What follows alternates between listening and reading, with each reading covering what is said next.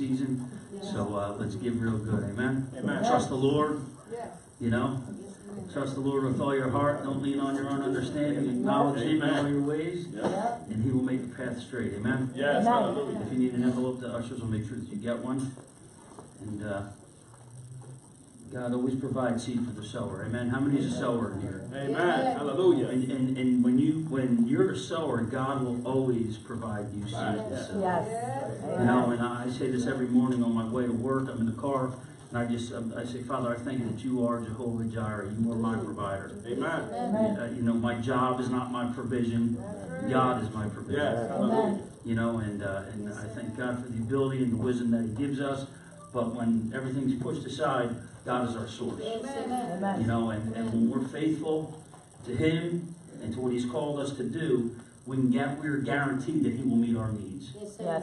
Amen. Amen. And you know, I live my life that way, and I know all of us in here do the same. And when we do give, God just gives it right back to us. Yes. And so that we can bless others again. Amen. Amen. And the church can continue doing what it's called to do.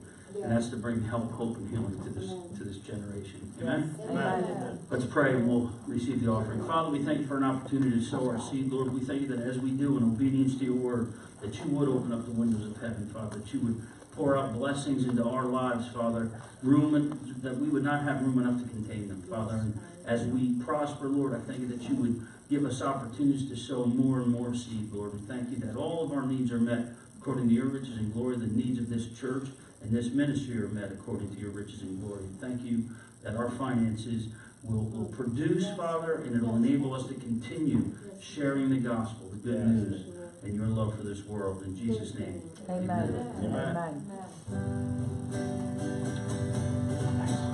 I will enter his gates with thanksgiving in my heart. I will enter his courts with praise.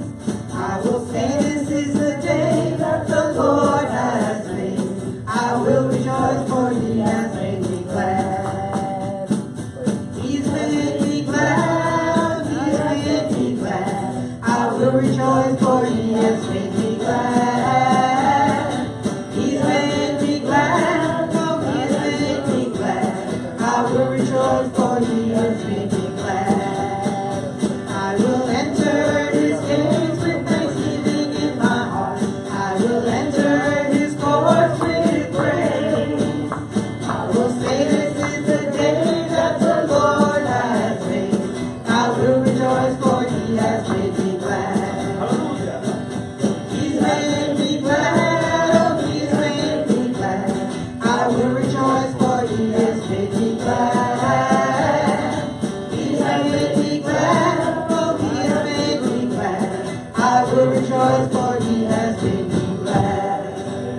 Amen. Hallelujah. Amen.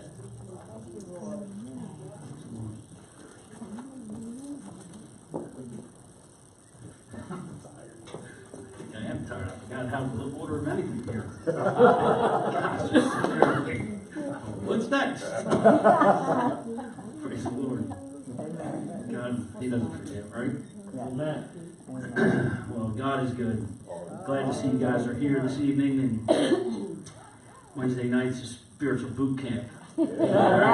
The ones that are here Yes. Amen. are not so much, well, it's always evangelistic because we're talking about God's Word, but it's not one of those most evangelistic messages like you hear like on a Sunday morning or something.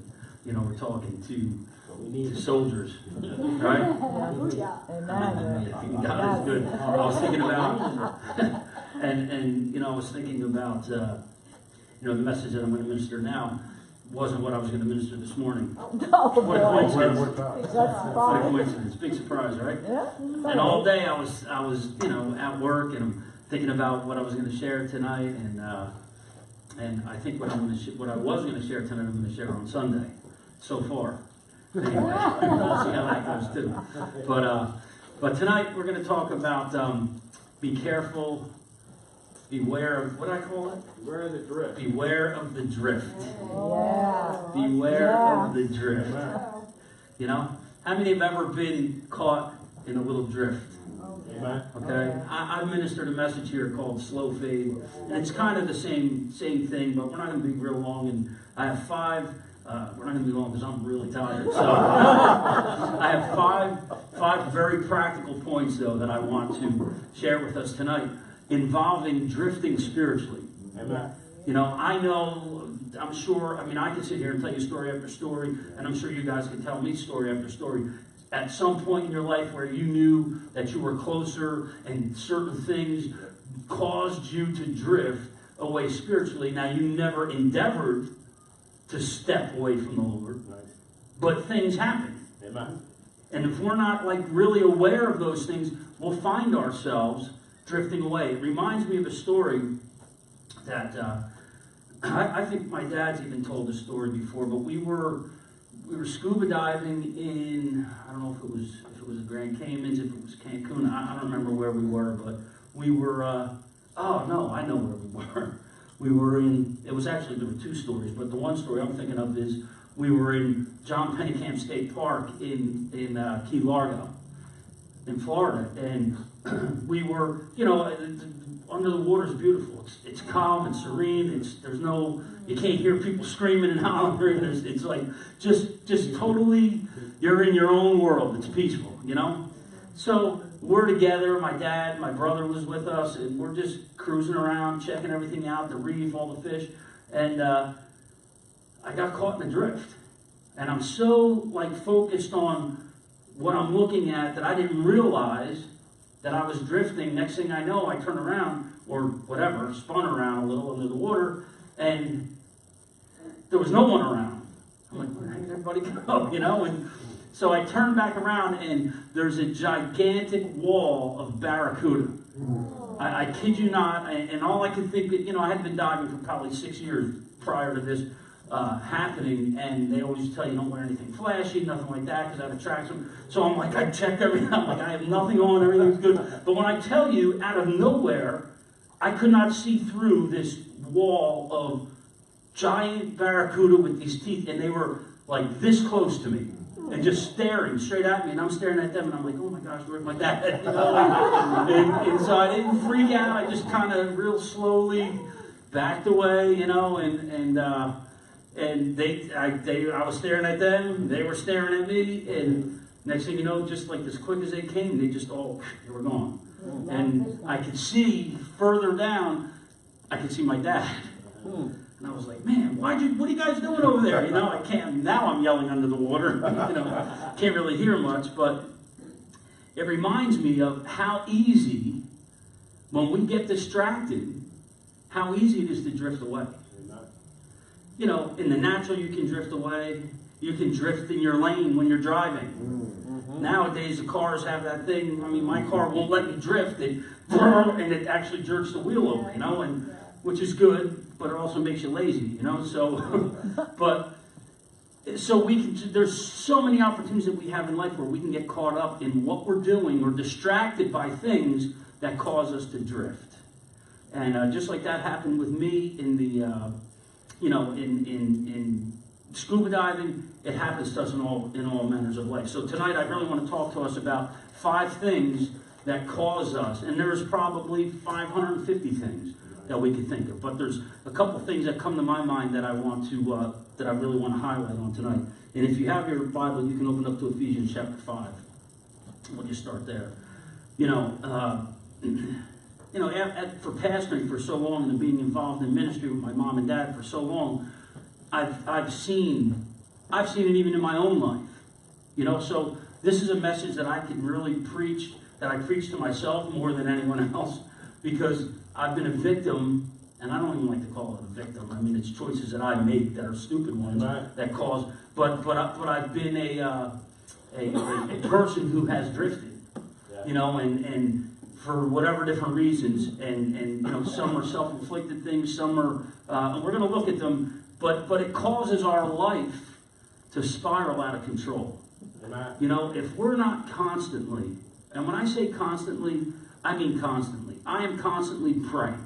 Yeah. I really am. I mean, you know, I'm around people and I'm talking, I'm laughing, I'm telling jokes, I'm having a good time, but when I'm by myself, I'm always praying. I'm always talking to the Lord. Yes, amen. You know, I do a lot of driving. I'm in the car a lot, and so I talk to the Lord all the time. And I talk to Him like he's sitting right next to Yes, me. amen. I really do. Like, that's how much I know God. Amen. You know, and I pray that people know him that way. Yes. And have that kind of relationship. And I'll just call out to him. And I'm like, Lord, be near me. Be close to me. I don't feel like you're talking to me right now. Amen. And then I'm like, well, because I'm doing all the talking, you know. But, you know, I'm like, I want to hear you. I want to know you. You know, and so, and I constantly have this dialogue. And I find in my life that because I'm in prayer, because I'm in God's Word, and because I'm conscious of my spiritual walk, and because I'm conscious of my actual real relationship with a real person, God the Father, it makes me, it keeps me from drifting away. Amen. You know, and there's so many different things that we can do to keep us from slowly fading. You know, the enemy wants to kill, steal, and destroy us. Amen. That is his goal. You know, that is his goal, and he's a liar, and he's the father of lies, and he's a deceiver, and he's all about deception, which is nothing but trickery. He's trying to trick us with good things that seem awesome, but they're really designed to cause us to walk away from the Lord. And we have to constantly be on our spiritual guard, and we constantly have to be cognizant of that so that when it starts to happen, and you'll know when you start to drift, because things start to get crazy in your life. Amen. And you start to become more tolerant of things that used to bother you. So I'm always big on, you know, it's not somebody else's fault, it's my fault. If things aren't going right, I can't blame other people. I have to take a look at myself. So we want to look at 5 things real quick. And here's the first one. And we've been talking about this, and Pastor Frank's going to do this on Saturday as well. An out-of-control schedule. Out-of-control schedule. What's an out-of-control schedule? How many think they have an out-of-control schedule? Okay, we do. We're very busy. We're very busy. But our busyness cannot supersede our time with God. Because when that happens, I don't care what you're doing. You can be feeding thousands of people every day. And if that busyness keeps you from fellowshipping with God, you're headed for disaster. Yes, amen. You're headed for ruin in your life. You really are. So an out-of-control schedule. Ephesians chapter 5, and we're going to look at verse 15. I mean, I love the whole starting in verse of Ephesians 5, but for time's sake, to keep our schedule not from being out of control, we'll start in verse 15. It says, so be careful, and I'm reading out a New Living Translation. So be careful how you live, not as fools, but as those who are wise. Just that alone. How many know people that you would say live very foolish? Amen. And you think to yourself, man, that is just not, we don't pass judgment on it, but, things that you see. Yeah. And the Bible's very specific. So be careful how you live, not as fools. What would be foolish living? Guys, what would be something foolish? We know in our own heart. We could be doing stuff the Bible would call us foolish for doing. And when we live that way, we drift away spiritually. So it says, but don't live as fools, but live as those who are wise. Amen. You know, one thing I pray every morning, Father, I thank you for your wisdom. Most importantly than anything in my life, I thank you that you have provision for a long life, healthy life. You take care of my family, my church, I said, but I thank you for wisdom. Because the Bible says that wisdom is the principal thing. Solomon, in all that he had, wisdom was the very first thing that he asked of God. Yeah. And because he asked of wisdom, he got everything else. He got everything else. So don't live as fools, but live as those who are wise, who make wise choices, who do their due diligence, who are committed, who are disciplined. That's wise people. Who get up early and make sure that they didn't cut themselves short where they don't have enough time to read their Bible. Amen. A wise person will go to bed earlier if they have a very early morning. They won't stay up and say, well, I'll just read later on that night because I want to watch, The Voice. And tonight's a special and it's on until 11 o'clock. There's nothing wrong with watching that. I love watching that. But I got to tell you something. If I have to get up early, if I'm going to be wise, or I could be a fool, I could stay up late Not be able to get out of bed in the morning, make it to work just on time, but not spend time with God, my Father. Amen. And when that happens, guess what?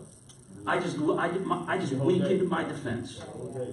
Absolutely, absolutely. So, verse 16 is the one I want to talk to about. Anyway, it says, but make the most of every opportunity for doing good in these evil days. It says, redeeming the time, because the days are evil. One of Satan's greatest weapons against our generation seems to be his ability to make good people busier than ever before. Yes. Okay, with good things. We so often sacrifice the best things in life by spending time doing things that are just pretty good. You understand what I mean? If we desire to walk closely with God, we absolutely necessarily have to begin taking a close look at our calendar. You know, and that's something that we're going to talk about on Saturday. We have to, listen, we're busy, and there's a lot of very important things that we need to deal with in life. But when we're, you know, a part of wisdom and living wise is being disciplined, sticking to some kind of schedule, and realizing things that are just time wasters and things that are just, you know, that need to be done and things that can wait. Okay? You know what can't wait? I'm going to tell you right now. What can't wait is prayer and fellowship with God. That's the one thing on your calendar that can never wait. That's the most important thing that we can do. So an out-of-control schedule will certainly cause us to drift away spiritually. And it's common denominator here. The reason that happens is because what happens if you got so busy that you couldn't eat? Would we ever get that busy that we don't take time to eat? No. But sometimes we're that busy that we don't get to, and guess what? Our bodies let us know, don't they? Amen. Amen. We're irritable, we're cranky, we need food, and we need it now. We get hangry. Okay? But we never get that busy where we don't make time to eat. Right? So the same thing is very important. We need to make time to feed ourselves spiritually. We can't use an out-of-control schedule as an excuse to not spend time with God. Let's get it in control, because it will cause you to drift away. That's the one thing. Number 2, misplaced affections. Turn over to 1 John chapter 2. Misplaced affections. Now, what do I mean by that? How many have an idea what I mean by that? What are misplaced affections? What does that mean? You guys can talk. Misplaced affections. Be careful not to set your heart on things that really don't matter. Okay? Misplaced affection might be a hobby that you have. Might be something that you love, enjoy doing. And look, I'm not here to meddle, because I have these, I'm not God and I get it perfect every day. I got to live by the same book here. You know what I mean? And we all have the ability to misplace our affections on things that steal our time. Amen. Okay? 1 John chapter 2 and in verse 15 here. We'll let me see where I'm going to actually start. 1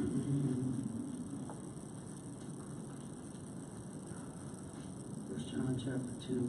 Oh, I wonder why I didn't look right. I'm looking at 2 Peter. I'm like, that doesn't even seem right here. That's why I didn't know where I wanted to start. 1 John chapter 2. Now we're good. We'll start right in verse 12. It says, I am writing to you, my dear children, because your sins have been forgiven because of Jesus. I am writing to you who are mature because you know Christ, the one who was from the beginning. I am writing to you who are young because you have won your battle with Satan. I have written to you, children, because you have known the Father. And I have written to you who are mature because you know Christ, the one who is from the beginning. I have written to you who are young because you were strong with God's word living in your hearts, and you have won your battle with Satan. Verse 15. Stop loving this evil world and all that it offers you. For when you love the world, you show that you do not have the love of the Father in you. Those are hard words. Those are hard words. And I'm so glad I didn't write that. Okay? But this is, if we want to, I call it the spiritual boot camp, because if we want to develop spiritually and be all that we can for God, we have to take the hard with the easy. That's right. Okay, the real palatable, make me feel good kind of message, yes, those are great. But guess what? When the dust settles, we gotta have a foundation. Okay, so this is God's word. Stop loving this evil world. We're talking about misplaced affections here. Stop loving this evil world and all that it offers you. See, the devil, I said at the beginning, the devil is a liar. He's the father of lies. Okay? He's going to, it's like ever before, it's more prevalent than ever before now, the devices of the evil one. They're in your face 24/7. Amen. Okay? No matter what we see, no matter what we hear, it's on our phone, it's around us all the time. All the time. So we have this force that's pulling against us all the time. So if we're not careful with these 5 things that I'm talking about, it's going to be easy to get washed right downstream. Amen. But we need to be people that are strong, that can go against the grain, that can stand in the wake of the flood. You understand? Because we build our house what? On the rock. On the rock. So, verse 15 again, stop loving this evil world and all that it offers you. And it offers us a lot that seem incredible. For when you love the world, you show that you do not have the love of the Father in you. Okay? We cannot serve two masters. We're either going to love the one and hate the other, or hate the other and love the other one. You understand? We cannot serve two masters. You can't play football on 2 teams at the same time. You know? You just can't do it. Verse 16, for the world offers only the lust for physical pleasure. The lust for everything we see and pride in our possessions. These are not from the Father, they are from this evil world. And this world is fading away, along with everything it craves. But if you do the will of God, you will live forever. Amen. We forfeit so much of the glory of God and His goodness in our life for temporal things that are fading away. If we will stick with the will of God, we will live forever. We have, for this 80 years, maybe 90 years, whatever it might be here on this earth, is but a blip compared to the glory that we can live in and enjoy forever. Forever. Forever. Amen. Amen. I mean, we can't even wrap our head around forever. But forever. So, be careful that we don't set our heart on things that really don't matter. You know, I can't tell you how many times I've seen good people lured away from church because they have fallen in love with things or activities that have no real eternal merit. Amen. It's happened. Listen, you've been here long enough, you've seen it. You don't have to stand up here in the pulpit. I'm sure every one of you sitting here have seen people that have been here and have come and gone. Yeah. Amen. And for whatever reason, you know, we don't pass judgment, God forbid, on anyone. Because who are we to judge? In fact, we pray for those that have fallen away. And we want to minister hope and help and truth back into their life in a humble way. Amen. Thanking God that it's not us. Yes. Because it very well could be us. Amen. Amen. Okay? But they're drawn away from, because they fall in love with things or activities that have no eternal merit. Here's another thing. You know, you hear Pastor talk about this all the time. You know, growing up, I loved playing sports, but my parents, you know, and I didn't like it. I can tell you that now. And my dad is still real hard, but I could see why he's hard in this area. I was not allowed to play football because the games were on Sundays. And Sundays we went to church. Now listen, I'm not condemning anyone if your kids are in football and you're not here on a Sunday because of that. That's not. I'm not the judge of that. That is not. I'm just telling you what it was like in my house. You know, but I could see now as a parent and almost 47 years old the importance of making and dedicating and disciplining ourselves to not allow those things to take the place of our fellowship with God. Amen. Because there's a bigger picture, you know. As a kid, it seems so like, oh, what are you kidding me? I can't believe all my friends are playing sports, and I have to go and sit in church. And I get it, and I'm not going to lie, I didn't like it. And I got bitter over it. And look, you know, maybe I would take a different approach. And I've talked to my parents about it now. I mean, like I've gotten over it, believe me. But you know, Thank God I have girls, they don't play football. So, but there's other things, you know, and that we have to make a certain stand about, because you know what? They're going to get older one day, and they're going to have families, and they're going to want to raise their kids the way they were raised. But if we let our guard down and just, you know, I know good friends of mine that I cannot get over. They are all day long on Saturdays and Sundays, all day with 3 kids going to 3 different sports. And I'm not talking about just in Tom's River. I'm talking about sports in Hershey, Pennsylvania. I mean, literally all over the place. I see them leave in the morning, and they don't get home until late at night. And I'm just like, I look at my wife, and I'm like, there is no way. I don't care what, I mean, there's not a chance. There's not a chance. And whether spiritual reasons or not, I'm just not getting up and doing that all day long. I have other things to do. But anyway, so misplaced affections. I think I hammered this away. There are certain things that we cannot do if we want to walk with God. And I always say this, it's not a matter of what you can do and what you can't do. Because you know what? You're free to do whatever you want. Amen. Jesus said that. You have the free choice, free will to do anything you want. So for any minister or church to stand up and tell you what you can do and what you can't do, that's not our job. Our job is to give you the word and let God speak to you about what you can do and what you can't do.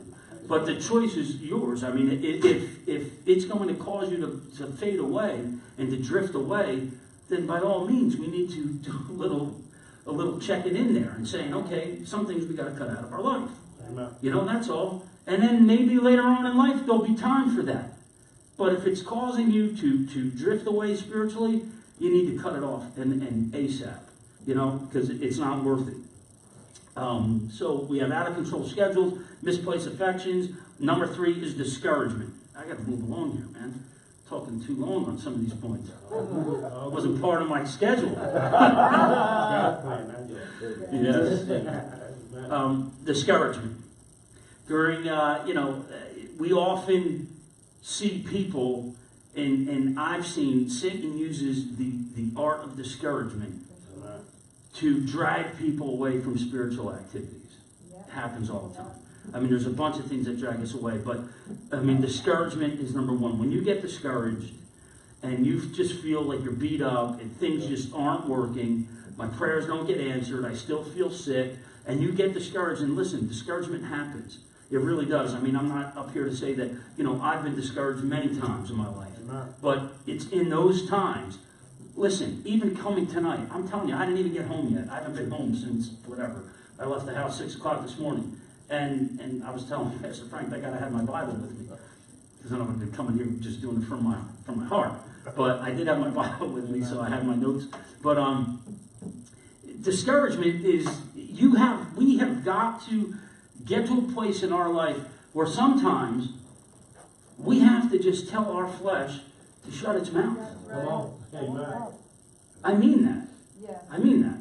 And I'm being totally honest with you. Tonight would have been a perfect opportunity to just go on home. I was so tired. But I had to tell my flesh, shut your mouth. Just shut your mouth. You're not going home. You're going to 108 Indian Head Road. That's where you're going. You will go home after that.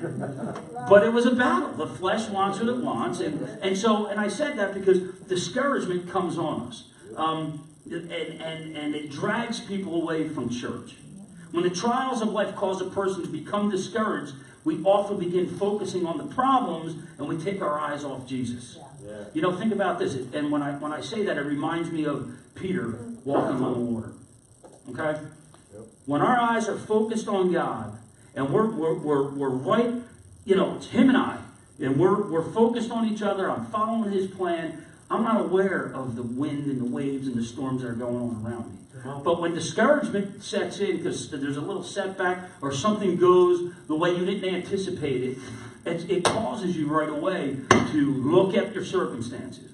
And Peter was the same thing. He's walking on the water. He's got his eyes focused on Jesus. And the minute he realized, wow, there's water, waves, things are hitting me, it's windy, And he began to sink. He took his eyes off God. He got out of faith and immediately put his eyes on his circumstances, which will cause you to drown every time. If we start focusing, if we allow discouragement to come into our life, okay? Listen, I'm not saying discouragement isn't going to try to come knocking on your door. You may be dealing with it right now. Okay, but you have to make the choice that greater is he that's in me than he that's in this world. And either we believe it or we don't believe it. Okay? Father, I thank you that the joy of the Lord gives me my strength. Father, you are my source. You are my supply. You're my all in all. My very existence is in you. I don't care about what's going on. I don't care if I feel like I've been let down, because you know what? You will never let me down. Ever. Amen. Sounds like I've said this before, doesn't it? Amen. I say it all the time. I have to tell myself these things, and I stir myself up. You know, and I got to tell you, it works. It takes me from the place of trying to slip into discouragement because a lack of money, bills piling up, you know, all these things that we all deal with. Okay, and it doesn't matter, because if you had $1 billion in the bank, you'd have $1 billion worth of debt. So it doesn't matter whether you have $100 in the bank or $1 million. If you have $1 million, you just spend more, you have more debt. That's just the way it goes. You'd have bigger credit limits that would be maxed out because you think you have $1 million you can pay it with. And you won't pay it, because if you have a $500 credit limit and you have $100 in the bank and you're not paying that, you're not going to pay $1 million worth of stuff. So what I'm saying is, discouragement can come on us, guys. But we have got to make it our business to tell discouragement where to go. Okay? If we don't do that, we will drift away spiritually. We will begin to pull away from anything spiritual. We will not want to come to church. We're not going to want to hear a message. We're not going to want to listen to praise and worship, because what does that do? It challenges us. You can't sit there and listen to that kind of stuff and stay discouraged. Okay? It's important for us to know that when life's clouds grow dark and our trials become fierce, that is the time to run to Jesus, not from him. Amen. Okay? There's no testimony if there's no test. Come on. Okay?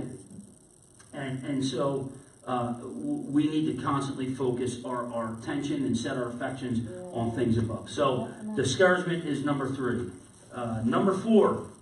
Now here's the flip side. Abundance. Having more than enough.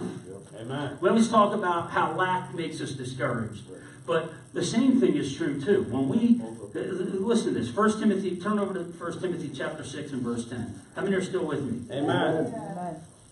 1 Timothy chapter 6 and verse 10. We're talking about abundance here. 1 Timothy 6:10 says this: for the love of money, everybody say the love of money. The love of money. Love of money. Not money itself. Love of money. And that word love means to worship. Okay? Look, I love money. It helps me get the things I need. I don't worship money, because I worship God. God's the one who gets me money when I need it. That's right. Okay? Amen. So, Amen. as long as I'm good with it, my relationship's good with him, and I'm trusting him, I don't have to worry about things. Seek ye first the kingdom of God and his righteousness, and all these things, all of them, will be added unto you. Amen? Love the Lord your God with all your heart, not love your money with all your heart. Okay? For the love of money is a root of all sorts of evil, and some, by longing for it, have wandered away from the faith and pierced themselves with many griefs.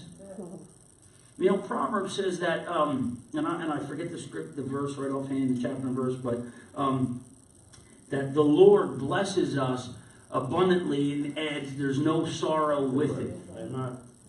So when the blessing of the Lord makes you rich, there's no headaches that come along with it. But when we try in our own means to make it happen, guess what? There's grief. And we pierce ourselves with many griefs. We Americans are so fat with our own prosperity that we often make wealth our God and not the true King of heaven. Okay? This has also been a recurring theme throughout the entire Bible. People struggle. God blesses them. They become prosperous, and then they depart from God. It's ironic, isn't it? We cry out to God. You know, I forget what movie that was. Burt Reynolds was in it. And he was drowned, or he was out in the, I forget what it was called. And he's like, I'll give you, I forget, he's like, just if you get me to, I'll give you, I don't know, whatever it was, 100, whatever. And as he was swimming, he was getting closer and closer to the beach. He kept minimizing how much he was committing to you know, so. But it's funny, you know, we get ourselves in the jam. God blesses us, gets us out of it, okay? We prosper, and then we depart. We forget who gave it to us. You know, the chances are great that you probably do not feel like you're so prosperous right now. But the reality is this, that nearly all Americans are blessed in comparison to the rest of the world's population. Yes. We are blessed people. How many drove here tonight? Amen. Okay? Or got a ride from somebody? How many, let me ask you this, how many walked to church tonight? Okay. So, guess what? We're doing really well. We're doing really well. So, but we cannot let abundance and prosperity, that could be a distraction and cause us to drift away from God. Amen. You know, because it was like the rich man. You know, he wanted so much, and he said, well, you need to give everything you have to the poor. And he's like, oh, well, I don't know, I can't do that. You see, that's the love of money. I'll never forget it. One of my uncles and one of my great uncles, actually, was my dad's uncle, my Uncle Rocky. And he went home to be the Lord, and he ended up receiving salvation before he passed away. But I can remember as a little kid, my dad would talk to him about the Lord, and he was very wealthy, and he would take out a lot of money. I mean, he's like, this is my God right here. You serve your God, here's my God. You know, and I'll never forget that. But you know what? Everybody comes to that place in their life. Yes. And when your health is failing, and you're sick and you're dying, that wad of money means nothing. Means nothing at that point. So we got to be careful of that. And then the last one is, I call it parasitic sins. I mean, you know what I mean by that? Parasites. Parasites are disgusting. But there's parasites, you know, and we don't see them. How many have ever seen that? It's nasty too, but I'm just going to say it anyway. That video on, I don't know if it was on YouTube, Facebook, wherever the heck it was, but where one doctor was removing a parasite from a person had a problem with their eye. And no one ever knew that. I'm not even going to take a Google it or check it out because you'll get mad at me. Because it doesn't bother me that much, but it was kind of gross. But this doctor, there's this thing moving around like in the eye there, and he puts a little slice, and he ends up pulling out a worm, had to be this long, maybe longer than that, out of their eyeball. So nobody knew that. I'm really glad you came to church. I figured just throw that out, you know. Well, let's turn over to Hebrews chapter 12. But there's parasites, man. Parasites are things we can't see. Parasitic sins. Many people begin to drift away from God because they have sins in their lives that cause them to feel guilt when they show up at church. Listen, I don't know what anyone's doing in their personal life. That is not my job. That is God's job. You know what you're doing. I know what I used to do in my personal life. And I know darn well why I didn't never walk through them doors. Because when I did, I felt like crap. And I either had to change or get out of church. Amen. And God wanted me to change. Yes. But my flesh didn't want nothing to do with that. Amen. And I would justify my reasons why I'm doing what I'm doing and blah, blah, blah. Okay?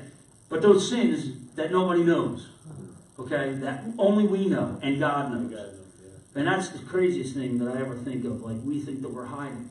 We're not hiding. We're not hiding. We think we're doing good when we hide from people. And people are nothing. They're going to pass judgment, so what? God sees everything, and He's the one that we got to really answer to. Amen. You know, but yet we hide from people, not realizing God is seeing the whole thing. And He wants the best for us anyway. But people drift away from God because they have sins in their lives that cause them to feel guilt when they show up at church. And they feel reluctant to pray or read their Bible when they know they have these issues in their lives. How many have ever been there before? Amen. I've been there before, you know? And so these things, the solution is not to run or drift from God. Okay? If you have sin in your life, listen, I'm not a sin inspector. I got my own life that I have to deal with, okay? I pray for the church and everyone in this place every day. And if anyone is in sin, listen, you know it. Get your heart right. God is calling out to you. He's not mad at you. He wants you to live a better way. Yes, hallelujah. Amen. Okay? So we don't run from God. Don't run from Him. He loves you. But you know what? When you live that way, as much as God loves you because He's sovereign and the devil is the God of this world, you are living your life in such a way that you can be snuffed out like that. And everyone would say, well, I thought they were Christians. How come God didn't? Listen, you can't play in the devil's playground and not get his dirt on you. Come on. You understand? If you want to live that way, then guess what? Know this, that the devil wants to kill you, steal from you, and to destroy you. He does. So if you have and I call them the parasitic sins because they're the ones that we don't see or nobody knows of. If you have them going on in your life, do yourself a favor. Give yourself the best gift you can ever give yourself. Ask God to forgive you tonight. Amen. Tonight. Okay? The solution is not to run or drift from God. The key is to confess your sin to God, who will restore you and make you whole again. Amen. You know, I pray every morning. I'm like, Father, listen, if I messed up anywhere along the way, my heart is to do right. And I know when I've messed up, and I know when I get impatient, and when I get mad and I allow my flesh, and I can't stand that. And I'll pray in the morning, I'm like, God, today I just want one whole entire day that I'm awake. Okay, one whole day from sun up till I go down to sleep where I don't mess up a little bit. And I'm not talking about messing up where I'm going into a strip club somewhere. I know that's not messing up, guys. That's making a stupid choice. You know what you're doing. I'm talking about, doing something and hurting yourself and you get crazy. And so, you know what? I pray that in the morning.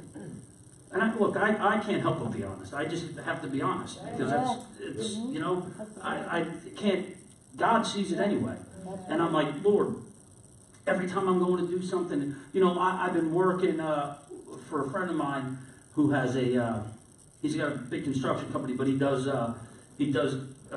containers, roll-off truck. And I have my Class A CDL, so I'm driving this roll-off truck. And, it's a lot. Driving the truck's the easiest thing. It's trying to put these 30-yard boxes in a tight little where somebody wants it. And I'm like, all right, Lord, you got to do this for him, or whatever. So there's some precarious situations I get myself in, and I'm like, God, and I literally talk just what I'm talking to you right now. This is what I say to him. I'm like, Lord, you have to, or I will blow it and freak out, and I don't want to do that. You have to get this box hooked on here, or if I go to oh my gosh, it's just so crazy. I'm at the landfill 10 times a day sometimes, and that in and of itself is if you've never been, what a treat. It's unbelievable. It's the craziest thing in my life that I ever saw. But, and you have to shut the door on these gigantic metal boxes. You know what I'm talking about? And they're old and rusty. And these guys in the landfill are not your nice, hey, how you doing? Good to see you today. They're all the guys hauling garbage all around the county.